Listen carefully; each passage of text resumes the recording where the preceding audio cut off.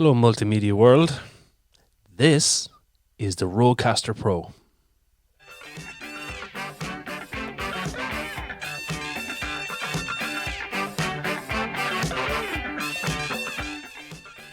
I've been wanting to get my hands on this ever since it was released. I think it was released at the start of the year.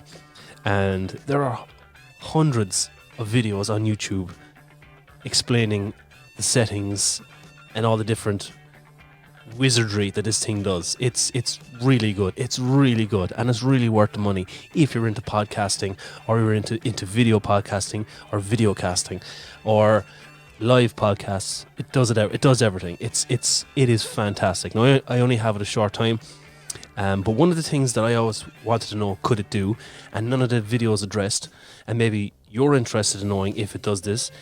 I wanted to know, because of the type of videos that I add into my vlogging, could I bring this with me, which you can I bring this with me, set it up on a table, set up my microphones, and feed the audio directly into my DSLR while I was doing a video cast.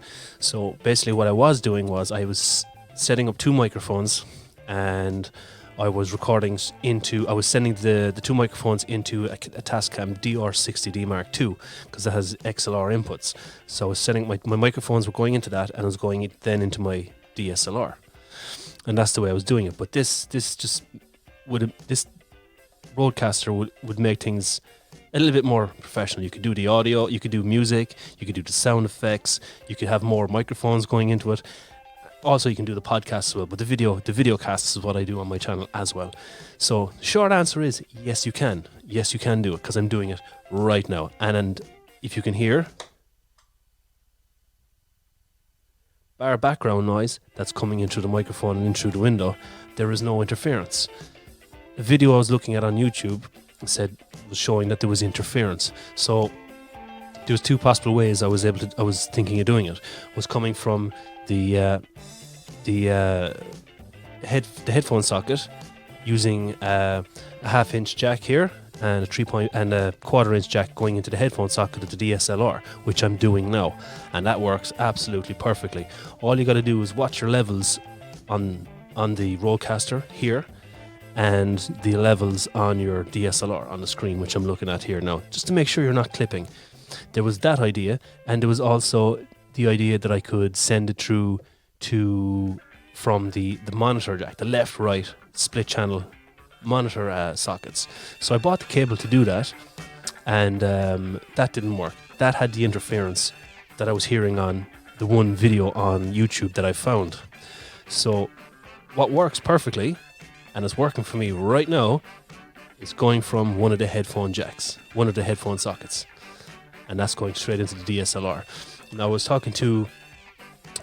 messaging another YouTuber, and I asked had he tried it, and he said he was afraid to try it because he didn't want to wreck the inputs, the inputs of his camera, just in case it was sending a current through or a surge. He didn't want to damage his camera.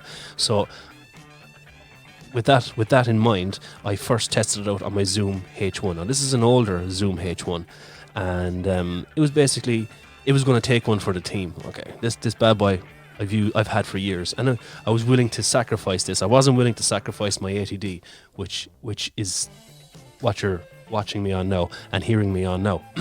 So it worked fine on this. Tested it straight into DSLR, and there you go, working fine, as you can hear. And it does everything it's supposed to do. You can plug and if you don't have a DSLR and you wanted to do a live podcast or a video podcast, you can use your mobile phone. All you have to do is plug the TRRS cable. That's like a small little quarter-inch headphone jack, but it'll have 3 black rings on it, into the phone symbol socket here, and the exact same jack, the TRRS jack, going into your mobile phone, and that works. It would have been so unprofessional and rude of me not to give you an example of the mobile phone being used in a video cast. So right now I am running the TRRS both ends cable from the phone jack. Here, you see it? This guy here, that's a TRRS cable on both ends, and it's going into my Samsung Note 8. And as you can see, there you go. It's working perfectly. You can set that bad boy up and you can do your video cast there or whatever it is that you want to do. There's a sample. Back to the vid. That's all this video is about, because I'm sure there's other people out there who wanted to know that specific information. I did for a long time, and I couldn't find that video. So here is that video. It works. It works for me here in Ireland, and I'm presuming it should work at least in England and maybe in Europe as well. I was the first thing that came to my head was that the fact is, in Ireland and England, we have a 3-pin plug. We have a 3-pin plug. See if I have one here I can show you. No, I don't want. The power socket is 3-pin, so it's 1, 2, 3. And basically the top pin is for an earth cable. Now, when I was in the States, obviously America has the two pin plug, and that goes in. And I was using an adapter with my 3-pin into the 2-pin, and I wasn't getting electrocuted. As you can see, I'm still here, so I didn't get fried. But there was tingling in the gear I was using. So straight away I started thinking maybe there was interference, electrical interference through that, and that's why the guys on that video was getting the interference. But like I said, I tried it through the monitor sockets into the 1/4-inch jack into the camera, and I was getting that interference. So this works. Headphone jack, headphone socket into the microphone socket of the Canon 80D, and it works for anybody else who wanted to know that. So it is now 11:15 on a Friday night here in Cork City. I wish everyone a good weekend if you're watching this now, and if the weekend is gone, look forward to the next weekend, and stay safe. And this is absolutely fantastic. If you're thinking of getting it, if you're thinking of setting it up the way I'm setting it up, it's worth it. It works, plus more.